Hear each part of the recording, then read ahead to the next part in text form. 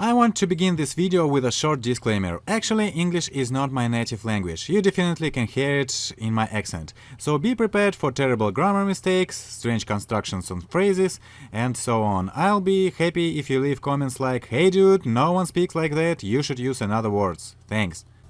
Hello everyone, my name is Slava Gris and I'm an indie developer from Russia. Today I decided to make Devlog for the very first time in my life because I noticed that this format of communication nowadays is most comfortable for the players and other developers. Also, it provides me with possibility to tell about my game all the stuff that is too complicated for 150 symbols on Twitter.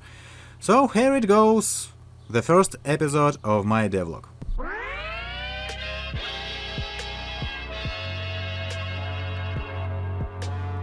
In this episode I'm not going to talk much about technical difficulties or about the game design issues. I'm going to talk about the game itself, its main idea, things that inspired me to create Fearmonium, and about my psychologist background. If you want me to speak about some other stuff, please let me know about this in the comment section, and I'll try to cover the themes in my second devlog, or in the third one, or in the fourth one at least.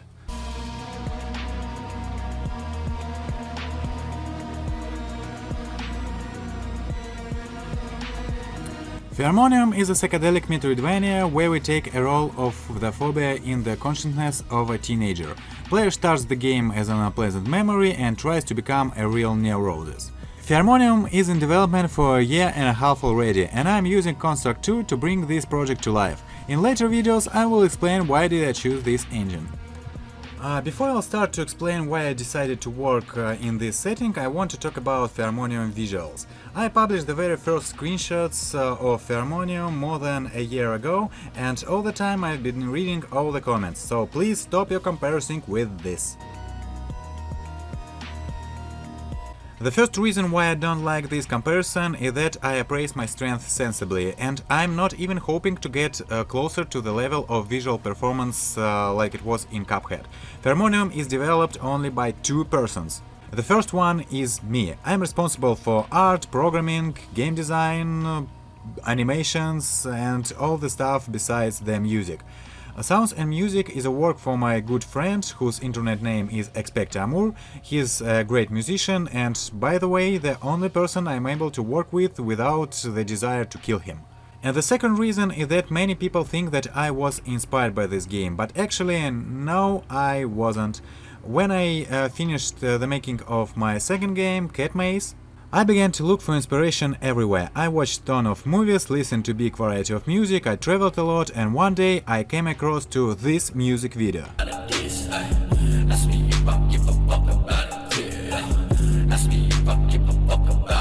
I love it.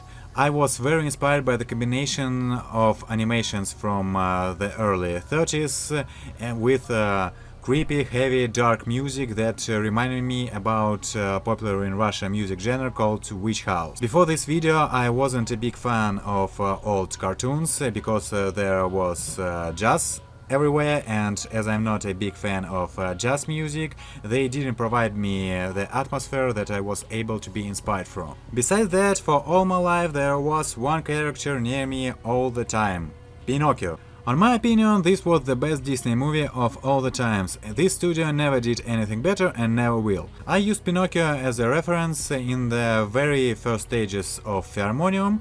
This cartoon guided me while I was shaping my style at the very beginning of the development.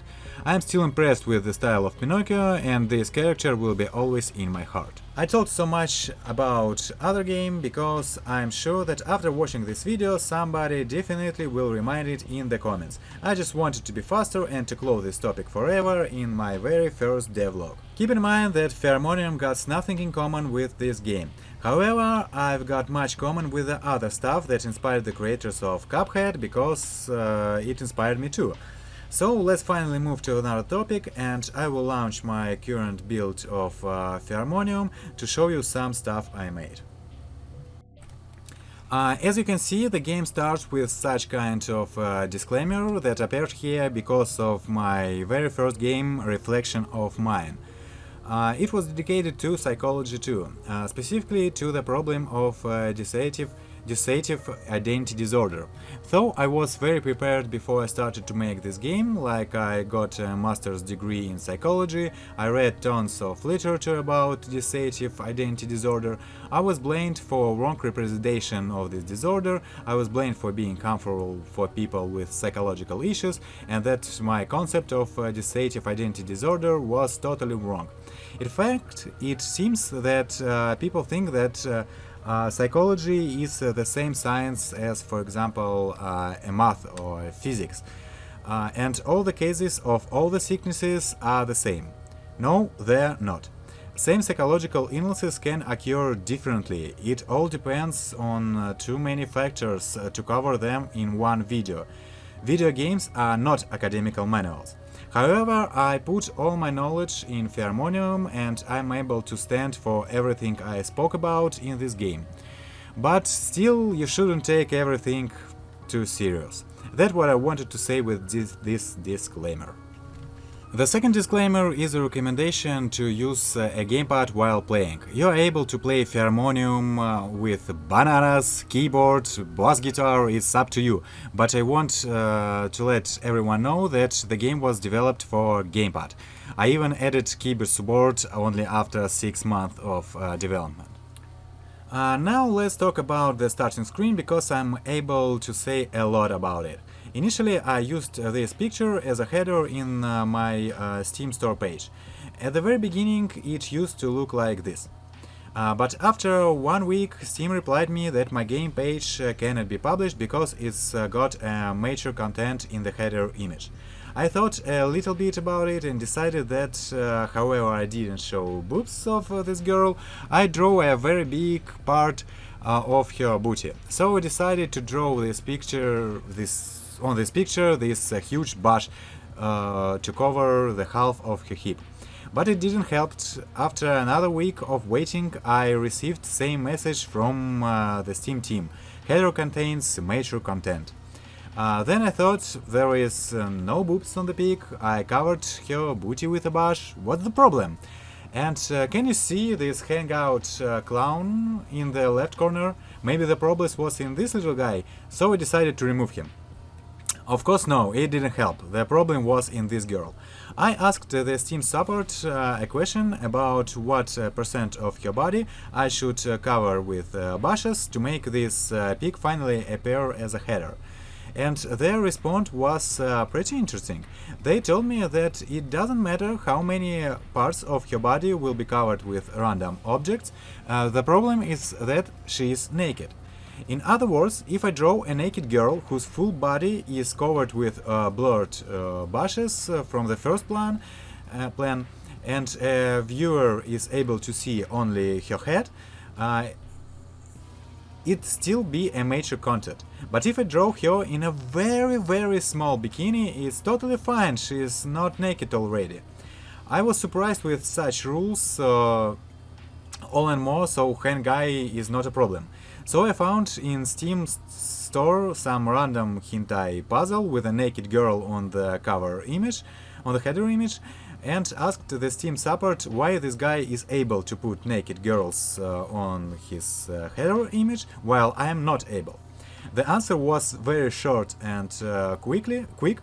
Steam support said, "Thank you, he is not able to use pictures like this too." And several minutes after, this game was deleted from Steam. I was shocked.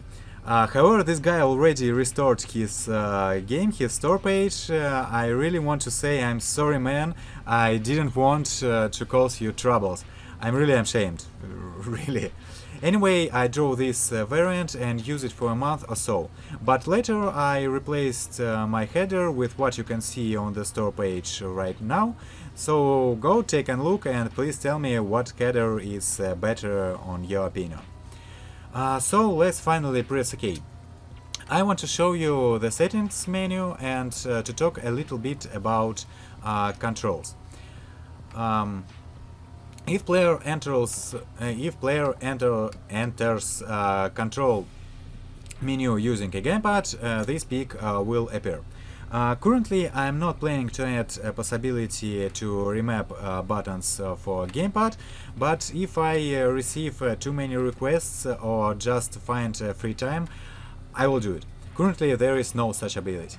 But if you go to the settings using a keyboard, let me reach out to it, this huge screen will appear. To tell the truth, coding the interface is my biggest headache. Not because it's difficult, but because it's boring as hell. I spent nearly 2 weeks creating this screen, and I'm very proud that now the screen works perfectly.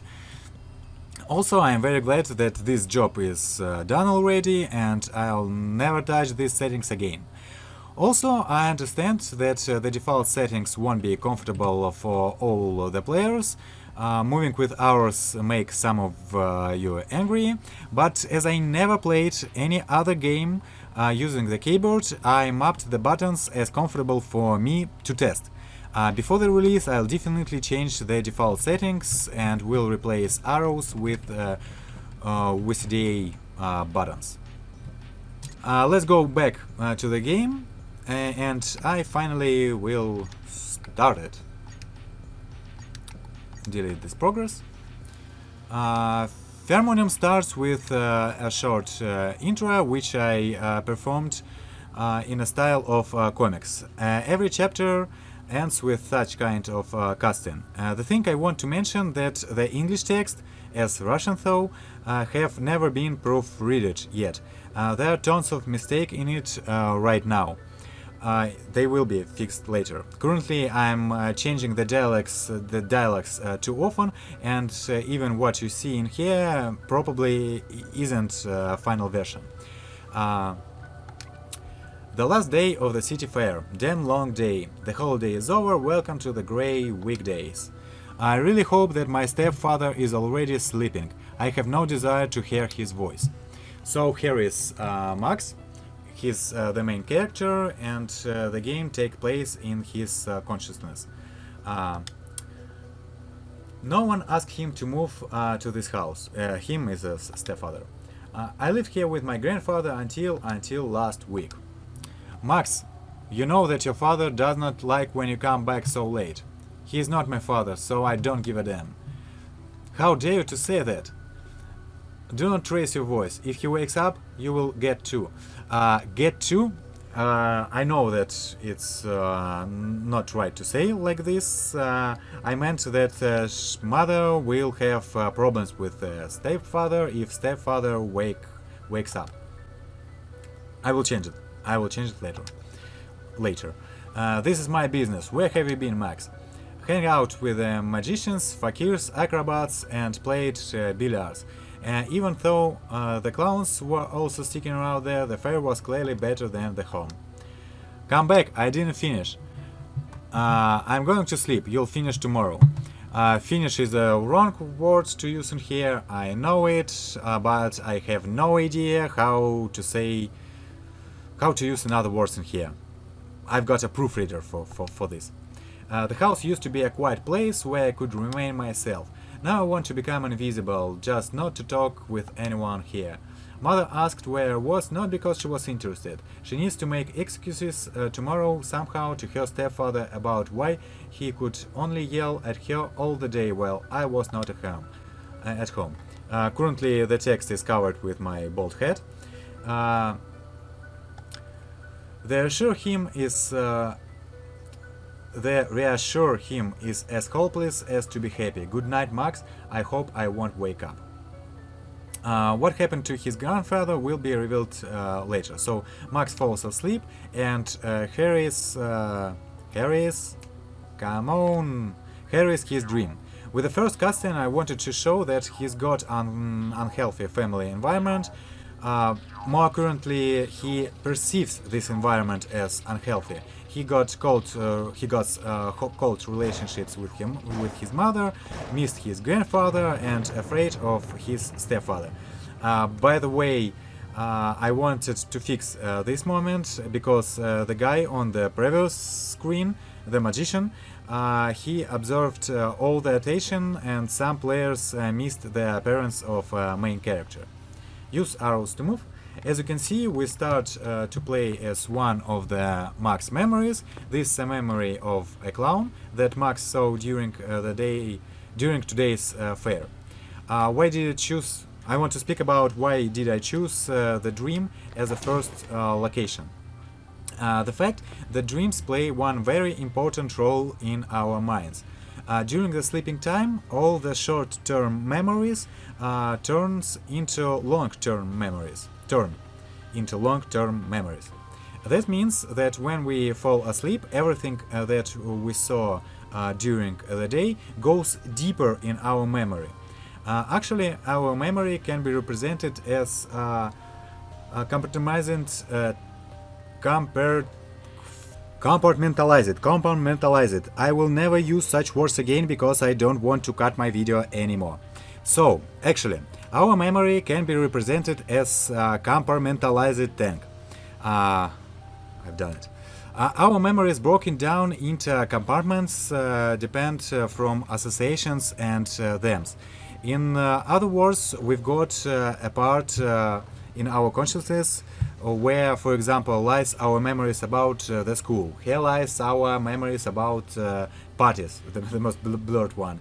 And here lies our memories about, I don't know, pics we saw in the internet.